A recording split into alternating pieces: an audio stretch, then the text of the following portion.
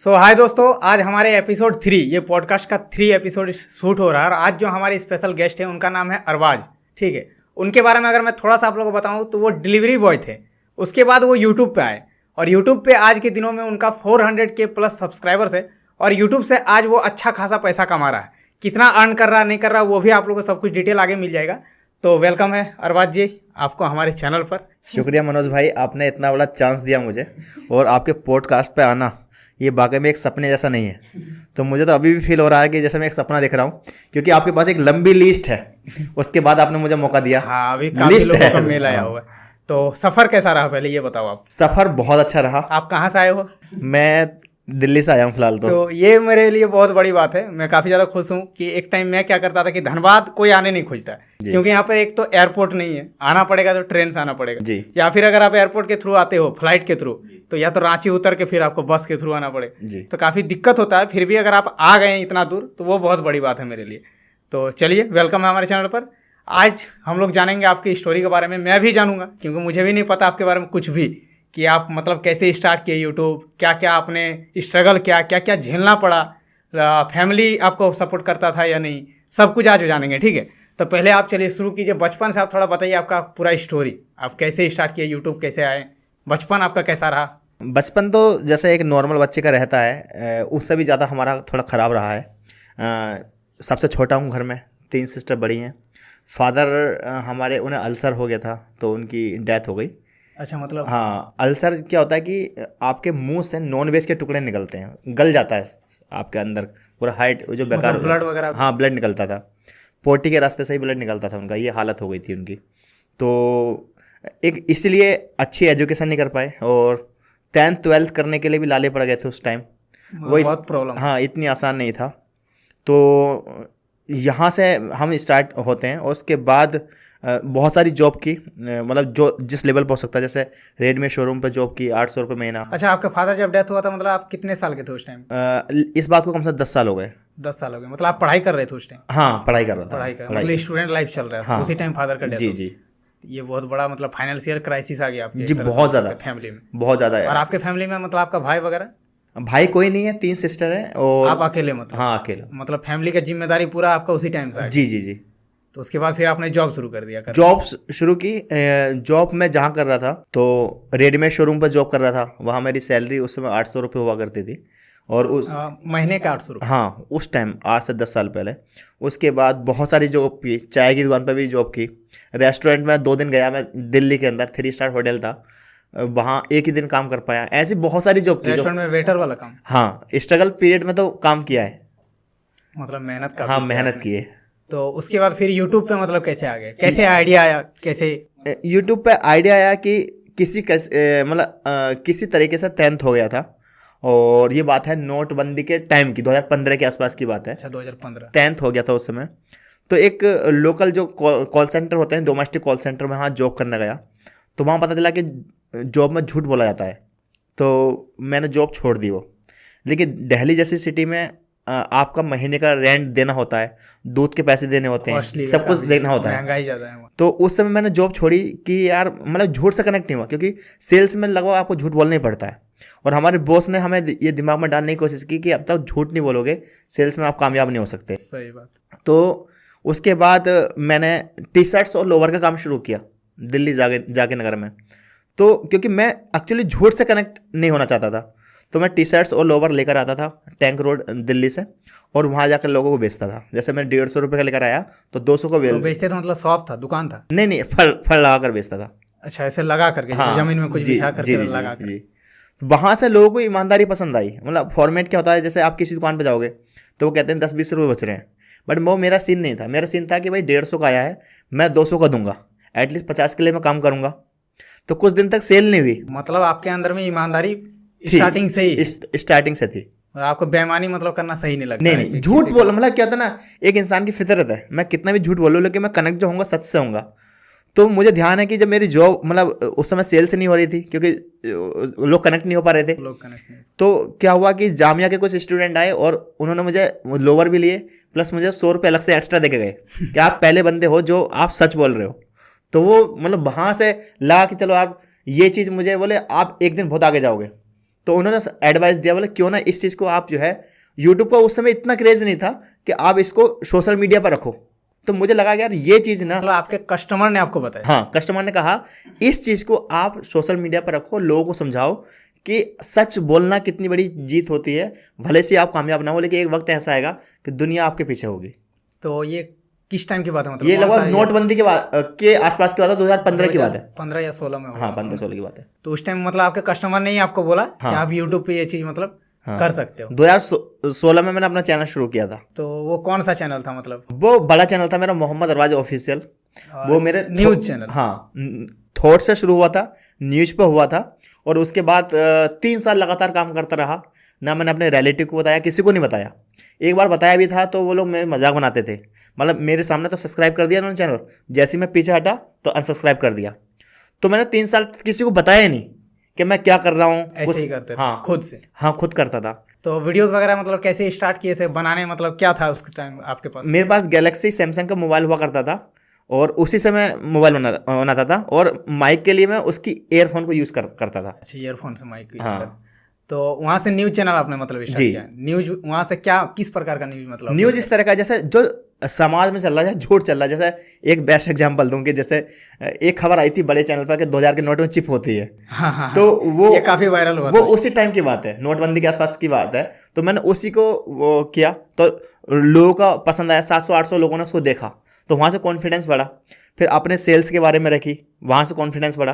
3 साल तक मेरी कोई वीडियो वायरल नहीं हुई, मतलब 1000 व्यू, 1200 व्यू, बट मैं डेली डालता था। तो ये चीज़ लोगों को आपसे सुन करके भी पता चलेगा कि 3 साल तक आपका 1000-1200 करके व्यूज आता था, लेकिन 3 साल आपने रेगुलर ब्लॉग्स, हाँ, ये वीडियोस डाला, हाँ, न्यूज चैनल, जी जी, लेकिन व्यूज उतना नहीं आता नहीं था। आता। फिर भी आपने हार नहीं मानी? नहीं, वीडियो डालते गए। नहीं। फिर वायरल हुआ कब आपका? जब मैं दिल्ली से, जब मेरा जॉब में कुछ हो नहीं रहा था, और T shirt lower calm down हो गया था क्योंकि नोटबंदी आ गई थी, उसके बाद बहुत सारी चीज़ें ऐसी आ गई थी, तो I decided to go Bangalore जाने का मैंने फैसला किया कि मुझे जॉब करनी है। तो वहाँ मेरी जॉब लगी थी, वो थी कि मेरा काम था डिलीवरी बॉय का। ल्यूमिनस जो यूपीएस और बैटरी होते हैं, वो मुझे दुकान पर से एक कस्टमर से दूसरे कस्टमर तक पहुँचानी होती थी, अपने ऑफिस से कस्टमर तक, क्योंकि हमारे जो बॉस थे वो गुजरात से थे, उन्होंने वहाँ से लिया और वहाँ तक पहुँचानी होती थी। उसकी सैलरी मुझे मिलती थी 10,000 रुपये बोला था, बट पहले महीने 12,000 बोले थे। तो उसी पीरियड में पुलवामा अटैक हुआ था। हाँ, तो जब मैंने उस पर एक वीडियो बनाई थी, छोटा परिवार और बड़ा परिवार, वो मेरी वायरल हुई थी। 6 दिन के अंदर 1.3 मिलियन व्यूज आए थे वो वीडियो। 6 दिन में? हाँ, वो आज भी है, अभी भी है आपके? हाँ, चैनल पर पड़ी हुई है वो। तो वो पहला वीडियो है जो आपका वायरल हुआ था, क्योंकि ट्रेंडिंग था। हाँ, ट्रेंडिंग टॉपिक। हाँ। तो 3 साल बाद 3 साल रेगुलर अपने वीडियोस डालते रहे, फिर 3 साल के बाद फाइनली एक वीडियो वायरल जी। उसके बाद उस चैनल पर आप कंटिन्यू वीडियो डालते गए? उस पर कंटिन्यू करता रहा। जब पहले व्यूज आते थे 24 घंटे में 300-400, तो रेगुलर जो आने लगे 10 से लगे 12,000, 13,000, 14,000 व्यूज आने लगे। तो आज के दिन पे आप उस चैनल पर एक्टिव नहीं हो? उस पर न्यूज पर काम नहीं, लोग आपको जानते हैं अरबाज व्लॉग्स के नाम से, जी, जिसमें आप व्लॉग्स बनाते हो, 400 के प्लस सब्सक्राइबर। जी जी। अब इसका बारे में थोड़ा बताओ कि वो चैनल आपने क्यों छोड़ दिया?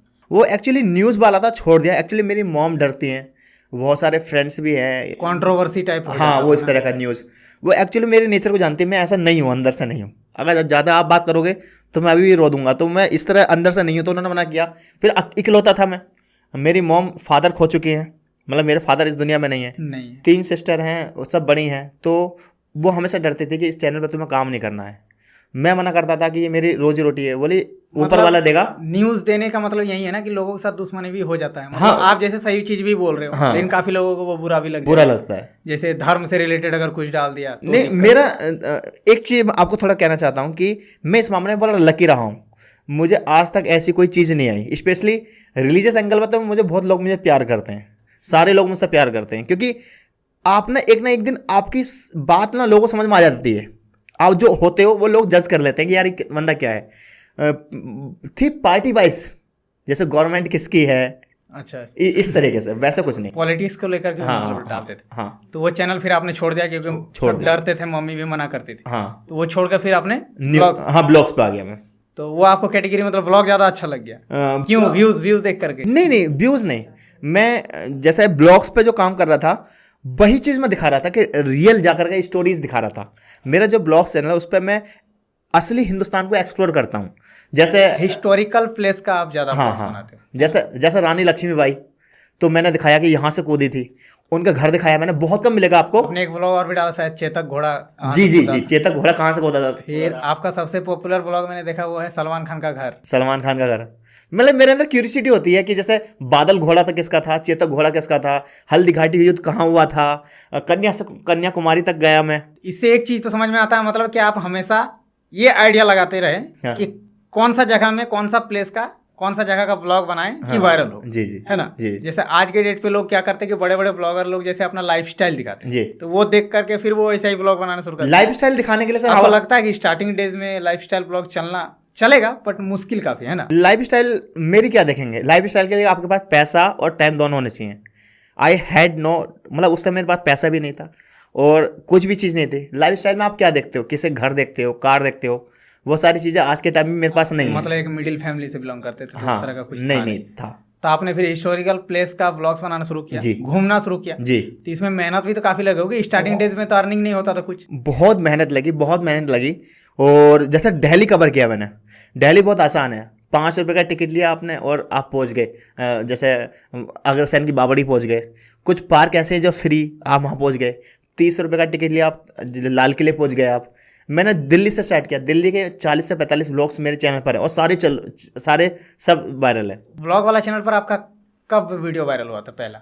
ब्लॉग वाले पे ज़्यादा मुश्किल नहीं हुई, लगभग 60 नंबर का ब्लॉग मेरा वायरल हो गया था। 16 फिर भी 60 नंबर भी बहुत होता है। हाँ, बहुत होता है। आपने 60 ब्लॉग बनाया, मतलब 60 अलग अलग जगह का बनाया होगा। हाँ, या फिर हाँ, मतलब अलग अलग प्लेस, अलग अलग बनाया। आजकल के डेट में क्या करता है कि सब एक ही जगह में, जैसे घर के अंदर में ही मेरा घर में आज ये बना वो दिखाने की कोशिश करते हैं। बड़े बड़े ब्लॉगर्स को देख करके इंस्पायर हो जाते हैं, बट वो चलना मुश्किल होता है। लेकिन आप एक अच्छे प्लेस का अगर ब्लॉग बनाते हो तो चलता है जी। तो आपने इतना 60 वीडियो डालने के बाद पहला वीडियो वायरल हुआ, तो वो भी बड़ी बात है। कौन सा वीडियो वायरल हुआ था वैसे?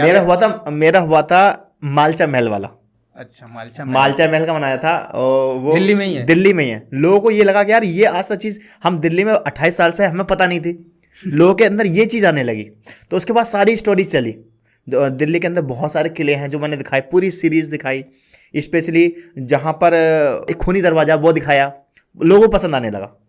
तो आपने अभी इंडिया में जैसे फेमस क्या क्या जगह आप घूम चुके हैं वैसे ब्लॉग बनाने के? इंडिया में तो लगभग जैसे कश्मीर से कन्याकुमारी में घूम चुका हूँ, कश्मीर घूम चुका हूँ, कन्याकुमारी घूम चुका हूँ, रामेश्वरम घूम चुका हूँ। जो हमारे हिंदू बहन भाई होते हैं उनका एक कहते हैं 4 धामों में से एक धाम आता है रामेश्वरम। तो मतलब आप कम ही टाइम घर पे रहते हो? बहुत अभी के टाइम पे मतलब घर पे कम ही रहते? जैसे मैं अंडमान से आया था, फिर मेरे पास आपका मैसेज आया, मतलब मनोज भाई का मैसेज आया है। मैंने भाई सारा काम रोका, मनोज भाई के पास जाना भाई। क्योंकि देखिए कि हम जैसे एज हम क्रिएटर काम कर रहे हैं, तो हम उन लोगों को देखते हैं जो लाइफ में कुछ अचीव कर चुके हैं। अब ऐसे में मनोज भाई के पास लाखों लोगों की भीड़ है आज के टाइम पे इंटरव्यू के लिए। अगर मनोज भाई मुझे बुला रहे हैं तो मैं बेवकूफ़ इंसान होऊंगा जो मैं एक पल भी छोड़ूंगा। जैसे आपका मैसेज आया कि आप आ रहे हो, मैंने तुरंत टिकट बुक किए, ट्रेन के इधर का भी उधर का भी, और तुरंत में आ गया। तो अभी आप धनबाद में हो फिलहाल? धनबाद में मेरे स्टूडियो पे। हाँ, और आपका बहुत बहुत धन्यवाद। तो आपका स्टोरी काफी इंस्पायरिंग लगा। आप थोड़ा ये बताओ, अदर कंट्री भी तो आप घूमे हो ना? हाँ, इंडिया छोड़कर 2 कंट्री घुमा हूँ, इजिप्ट और जॉर्डन। तो जैसे अदर कंट्री आप घूमे, वहाँ का भी व्लॉग्स आपने डाला, जी। काफी सारा व्लॉग वायरल भी हुआ होगा। जी। कुछ ऐसा इंसिडेंट बताओ जिससे आपको मतलब तकलीफ हुआ हो, जैसे बाहर गए, ऐसा कुछ हुआ है? तकलीफ ये होता है कि जैसे आप विदेश जाते हो, मैं किसी भी जगह पर 10 या 12 दिन से ज़्यादा रह नहीं पाता हूँ। जब मैं आउट ऑफ इंडिया था, जब मैं इजिप्ट और जॉर्डन था, स्पेशली इजिप्ट में मुझे ये महसूस हुआ कि नहीं यार, अब मुझे इंडिया वापस जाना है। क्योंकि इंडिया इसलिए वापस जाना है कि आज इंडिया में है आप। ये ईसा का सोने की चिड़िया बोला गया तो यूं ही नहीं बोला गया, इसके पीछे बहुत सारे लॉजिक हैं। एक थोड़ा सा बता देता हूँ आपको कि इंडिया ने सबसे बेहतर मसाले दिए हैं। केरला से मसाले स्टार्ट हुए, ईस्ट इंडिया कंपनी वाले आते थे, मसाले वो यहाँ से लेते थे। आज भी जैसे मान लीजिए अगर आप गर्मी लग रही है और सर्दी में जाना है, आप कश्मीर जा सकते हैं। अचानक आप सर्दी चल रही है, गर्मी में जाना है, राजस्थान चले जाइए। बरसात का सीजन करना है, केरला चले जाइए। इंडिया में आपको एक ही समय पर आपको अलग अलग वेदर मिल जाएंगे। देखिए बहुत सारे देश है जहाँ पर रात है तो रात ही है, वहाँ पर अगर बर्फ़ है तो बर्फ़ ही है, वहाँ पर गर्मी है तो गर्मी है। ज़्यादातर चीज़ें ऐसी है, नेचर की तरफ से बता रहा हूँ मैं, खुदा की तरफ से। तो इंडिया में ऐसा है कि मतलब सारा वेदर आपको मिल जाएगा, सब कुछ, मतलब सब कुछ जहाँ जाओगे अलग अलग वेदर मिल। और जब मैं इंडिया की बात करता हूँ तो मैं अव्वल इंडिया की बात नहीं कर रहा हूँ, मैं इंडिया की बात कर रहा हूँ कि जब श्रीलंका भी हमारा हिस्सा हुआ करता था, बांग्लादेश, पाकिस्तान, ये सब पूरे एक ही उसमें आते थे। सारे मसाले जैसे लाहौरी नमक है पाकिस्तान में है, तो वो भी तो कभी इंडिया का हिस्सा था। इसी तरीके से थोड़ा सा स्टार्टिंग में और जाना चाहूँगा, जैसे आपने जब यूट्यूब स्टार्ट किया था तो उस टाइम फैमिली का क्या था, मतलब सपोर्ट करते थे, बोलते थे कि ये सब क्या कर रहे हो? नहीं, उन्हें सिर्फ ख्याली पुलाव लगता था। उन्हें लगता था ये इतना आसान नहीं है। मुझे अभी भी ध्यान है, जब मैं बैंगलोर में जब जॉब करता था तो 7 दिन की जॉब होती थी, मंडे से लेकर सैटरडे जॉब होती थी, संडे की छुट्टी मिलती थी। तो मैं संडे के दिन क्या करता था, 7 वीडियो रिकॉर्ड करता था। संडे के दिन छुट्टी मिली, 7 वीडियो रिकॉर्ड की, उसके बाद एडिट की। एडिट के बाद सबसे बड़ी तकलीफ थी कि डाउनलोड करना, इतना इंटरनेट अपलोड हाँ अपलोड करना, इतना इंटरनेट था नहीं। तो जो हमारे सर का ऑफिस था, मैं वहाँ जाता था, रात को कम से कम 3 से लेकर 4 घंटे बैठता था, उसे मैं वाईफाई में अपलोड करता था अनलिस्टेड करके। फिर मंडे ऑफिस गया, फिर शाम को एक वीडियो पब्लिक कर दी, ट्यूसडे गया एक वीडियो पब्लिक कर दी। तो लोगों को लग रहा है कि मैं एक्चुअली मैं यूट्यूब पर काम कर रहा हूँ, लेकिन मैं 7 दिन जॉब करता था। 8वें दिन जब दिन छुट्टी होती थी, उस दिन मैं 7 दिन का कंटेंट निकाल लेता था। पर डे मतलब आप एक वीडियो डालते हैं? हाँ, अभी भी डालते हैं? हाँ, डेली, रोज का एक वीडियो, कुछ भी हो जाए। जैसे मैं अभी से बात कर रहा हूँ, तो थोड़ी देर पहले मैंने पब्लिक कर ही दी वीडियो। अच्छा, वीडियो डाल के आप यहाँ पे? जी जी। इससे डेडिकेशन लोगों को पता चलना जी। चाहिए। मतलब कुछ भी हो जाए, पर डे एक व्लॉग। हाँ, एक कमिटमेंट कर रखे। पिछले 1 साल से तो यही हो रहा है। 1 साल में सिर्फ एक छुट्टी हुई थी, कहीं नेटवर्क ही नहीं थे, तो वो एक प्रॉब्लम थी हमारे साथ। बाकी मतलब 365 दिन में 365 व्लॉग आपने डाला? जी जी। ये होता है सबसे बड़ी डेडिकेशन, है ना। आज इस जगह पे हो तो मेहनत काफी किया आपने, स्ट्रगल भी काफी किया। तो आज के डेट पे थोड़ा बताओ, जैसे पहले का जो लाइफस्टाइल था। हाँ। पहले आप 800 रुपया जैसे सैलरी मिलता था, आपने काम किया। हाँ। आज के डेट पे क्या है, मतलब यूट्यूब आपको सही लगता है? खुश हो मतलब इस वाले लाइफ से? बहुत खुश हूँ। अगर यूट्यूब नहीं होता तो मैं आपसे कैसे मिलता। मुझे ध्यान है कि जब मैं बैंगलोर में था और जब मुझे लंच टाइम होता था तो मैं सिर्फ आपकी वीडियो देखता था। मुझे ध्यान है जब उस टाइम आप सबसे पहले बार आईफोन लेकर आए थे, उसके बाद आपने एक घड़ी ली थी, एप्पल वॉच ली थी। तो मैंने वो दिखा था, मुझे बहुत ज़्यादा फील हुआ था। उसके बाद अभी आप संदीप सर से मिलकर आए हो, ये एक इंडिया में एक बहुत बड़ी अचीवमेंट है। स्पेशली टेक कैटेगरी में आप पहले यूट्यूबर हो जो सबसे पहले उन्होंने इनवाइट किया और आप वहाँ गए। और स्पेशली रांची अगर इसकी बात करूँ, झारखंड राज्य की बात करूँ तो आप अकेले हो। हाँ। तो ये ज़िंदगी बहुत अच्छी लगती है। रही बात लाइफस्टाइल की, तो कुछ बदला नहीं है। कुछ आज से 7-8 साल पहले लगता था कि यार मैं कार लूँगा, घर लूँगा, ये लूँगा। लेकिन जब आप 7-8 साल उस सफ़र को जीते हो और असली हिंदुस्तान के कोने कोने को घूमते हो और लोगों से मिलते हो, तो आपको लगता है कि नहीं यार, आपकी लाइफ में कुछ चेंजिंग नहीं होनी चाहिए, आपको वही रहना है जो पहले थे आप। पहले थे वही। हाँ, मतलब पुराना दिन भूलना नहीं चाहिए एक तरह से, है ना। वो आपके नेचर में नहीं है, मेरे नेचर में नहीं है। जैसे सक्सेस के का पैरामीटर क्या हो सकता है? कार लेना कोई बड़ी बात नहीं है। महीने में इतने कमा लेते हैं कि एक कार आ सकती है, महीने से आ सकती है, अभी चाहो तो खरीद सकते। हाँ, लेकिन वो सक्सेस का पैरामीटर नहीं है। पैरामीटर ये है क्या मैं अपने कंटेंट को पसंद कर रहा हूँ। एक डर हमेशा लगा रहता है कि आज मैं यहाँ हूँ, हो सकता है कल मैं यहाँ नहीं रहूँगा। तो उसको मैं चाहता हूँ कि एक बैलेंस बना के चलूँ कि कल को अगर वो चीज़ मेरे पास ना भी हो, वो जो आज व्यूअरशिप आ रही है अगर कल को ना हो, तो मेरी ज़िंदगी में कोई फ़र्क नहीं पड़ना चाहिए। सही बात है। जैसे लाइफस्टाइल अगर पूरा का पूरा अगर कोई बदल ले और इन केस अगर ग्राफ डाउन हो जाए, हाँ, तो फिर वो जी नहीं पाए, डिप्रेशन में चला जाएगा वो इंसान। सक्सेस का पैरामीटर नहीं। जैसे मैंने आईफोन लिया, आईफोन से मैं वीडियो बनाता हूँ इसलिए आईफोन लिया। अगर मैं वीडियो शूट नहीं करता तो मैं आईफोन नहीं लेता। या मैंने अभी 4-5 दिन पहले एक बाइक ली थी, तो घर वाले कह रहे हैं इतनी महंगी बाइक क्यों ली, क्योंकि 2,63,000 की बाइक आई थी। तो वो सक्सेस के पैरामीटर में नहीं है, वो इसलिए ले ली कि यार मैं नहीं चाहता कि लोग ये कहेंगे यार इस पर ये चीज़ नहीं है, बट मेरे लिए वो खुशी का जरूरत पूरा करने। हाँ जी। तो अभी तक क्या क्या मतलब लिया आपने यूट्यूब से अर्न कर? यूट्यूब से बहुत कुछ लिया है। यूट्यूब बड़े चैनल ने बहुत प्यार दिया, स्पेशली छोटे चैनल ने प्यार दिया। अगर मैं लास्ट 28 दिन की अगर मैं बात करूं तो जब मेरा इजिप्ट और जॉर्डन का टूर था, वहाँ से मेरे 1,44,000 सब्सक्राइबर बढ़े। और मैक मेरे पास लैपटॉप है, और आपकी तरह तो नहीं है बट मैक है, कैनन है, 2 गोप्रो है, उसके बाद बाइक है, 2 बाइक है, और उसके पास 2 जगह ली है, 100 हाँ 2 प्लॉट्स लिए हैं, 100 गज के लिए हैं। और जो लगभग फैमिली पर हम पर कर्ज था 10 से 12 लाख का, वो चुकाया है। सारे अगर एसेट की बात करूं तो लगभग 38 से 39 लाख 40 लाख का है। मतलब सिर्फ सामान खरीदा, सामान सब एसेट वगैरह लेकर, हाँ सब कुछ मिलाकर। अभी के डेट पे अर्निंग बताना चाहोगे, मतलब क्या हो जाता है? हाँ, अर्निंग क्लियर बता सकते हैं? हाँ, कोई दिक्कत नहीं, इशू नहीं है। नहीं, कोई इशू नहीं। तो फिर बता दो पब्लिक को भी थोड़ा मोटिवेशन। 28 दिन अभी मेरे पूरे नहीं हुए। अगर अभी खुद स्क्रीनशॉट में देख रहे होंगे, लगभग ये $4,500 हो चुके हैं लास्ट 28 डेज। हाँ, 28 दिन अभी पूरे नहीं हुए मेरे। तो $5,000 मतलब एवरेज आपका $5,000 ही मेरे यूट्यूब का है टाइम पे हो जा रहा है, ब्लॉग वाले चैनल। हाँ, ब्लॉग का है। वो न्यूज वाला चैनल न्यूज़ पे तो काम कर ही नहीं रहा हूँ, अभी एक्टिव नहीं हो? एक्टिव नहीं हूँ। हाँ, तो $5,000 मतलब वहीं 4 लाख के करीब। हाँ 5-8-40 4 लाख के आसपास हो गया। और स्पॉन्सर वगैरह? स्पॉन्सर मैं बहुत कम करता हूँ, मतलब करता हूँ, बहुत कम करता हूँ। रीज़न क्या होता है कि जैसे 90% स्पॉन्सर, जैसे मैंने देखा कि आप भी करते हैं लेकिन बहुत कम करते हैं अभी, जैसे फेक स्पॉन्सरशिप आप नहीं करते हैं, तो उसी तरह का मामला होता है। करता हूँ जैसे जब लगता है कि यार आप पैसे नहीं बचे तो कर लेता हूँ। बाकी मेरा ब्लॉग्स वो है, फेसबुक पेज है, वहाँ से भी ठीक ठाक $1000-1200 बन जाते हैं वहाँ से भी। मतलब 5 लाख रुपए एवरेज मान सकते हैं कि अभी आप यूट्यूब से आराम से अर्न कर ले रहे हो। लेकिन खर्चा भी उस पर का हाँ खर्च है। आप जैसे ट्रैवल करते हो, बाहर जा रहे हो, तो खर्चा भी तो है। खर्च है। जैसे अभी मैं अंडमान गया था, तो फ्लाइट का आने का, जाने का, वहाँ रहने का, तो लगभग 20 से लेकर 30% खर्च भी हो जाता है। चलिए खैर, जो भी हो, आज के डेट पे आज आप एक सक्सेसफुल यूट्यूबर हो, है ना? मैं इसलिए महसूस कर रहा हूँ क्योंकि मैं आपके सामने खड़ा हूँ, क्योंकि संदीप सर के यहाँ जाना मेरा सपना था। 8 साल हो गए भाई, पूरा नहीं हो पाया। मेरे भाई आपने पूरा कर लिया। जिस दिन आपने किया था तो उस दिन मैंने सोचा था जिस दिन मैं मिलूंगा तो मैं आपके लिए एक गिफ्ट लेकर आया हूँ, और साथ ही साथ केक भी काटूंगा। तो अभी केक रह गया है, केक भी कटेगा। अच्छा, आप करोगे वो सब ना, इसलिए केक वगैरह आपने लेके रखा? जी। तो आपका स्टोरी जर्नी सुन के काफी अच्छा लगा। मतलब डिलीवरी का काम करते थे, 800 रुपया कमाने के बाद जी आज की डेट पे आप लाखों रुपया यूट्यूब से कमा रहे हो। मतलब लाखों, मतलब बहुत लाखों, 4-5 लाख जी जो बहुत बड़ा अमाउंट है। तो लोगों को काफ़ी ज़्यादा मोटिवेशन मिलेगा। एंड आपको सबसे पहले थैंक यू, काफ़ी दूर से आप दिल्ली से यहाँ आए समय निकाल करके, वो भी बहुत बड़ी बात है। एंड लोगों को आई होप काफ़ी ज़्यादा मोटिवेशन मिला होगा, मुझे भी मोटिवेशन मिला। शुक्रिया आपका। मैं मतलब ऐसा मैं भी चाहता हूँ कि काफ़ी लोग, इसीलिए ये चैनल भी मैंने ओपन किया कि लोगों का जो इंस्पायरिंग स्टोरी है वो लोगों तक पहुँचे, और वो क्या हो कि उससे मोटिवेट होकर के वो भी अपने लाइफ में कुछ करे। मनोज भाई, 90% लोगों को ना इंडिया के अंदर बहुत सारे टैलेंट है, कई बार उनको प्लेटफॉर्म नहीं मिलता, कई बार उनको अच्छी गाइडेंस नहीं मिलती। तो इस चीज़ का मैं भी शिकार रहा हूँ। जब मैं आपके ब्लॉग देखता था, तो जब आप घड़ी लेकर आए थे फर्स्ट टाइम एप्पल की, तो मैं देखता था यार काश मुझे एक बार मौका मिले तो मैं कुछ प्रूफ करना चाहता हूँ।